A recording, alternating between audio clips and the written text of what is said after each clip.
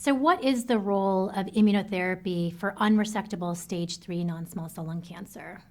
So right now, the standard is to offer our patients with stage 3 unresectable disease who've completed definitive concurrent chemoradiation the option of consolidation therapy with durvalumab, which is an anti-PD-L1 antibody, given IV every 2 weeks for 1 year.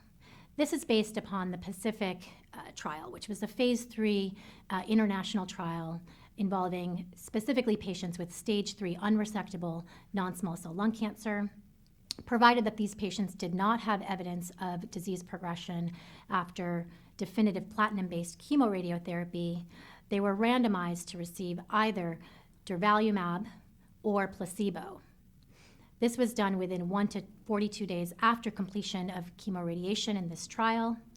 And what this trial showed was that those patients who received the durvalumab did better with regard to progression-free survival compared to those patients receiving the placebo. The safety profile in our patients receiving the durvalumab was also favorable. There were no new safety signals seen. Many of us worry about the possibility of pneumonitis, especially in those patients who've received radiation as part of their treatment.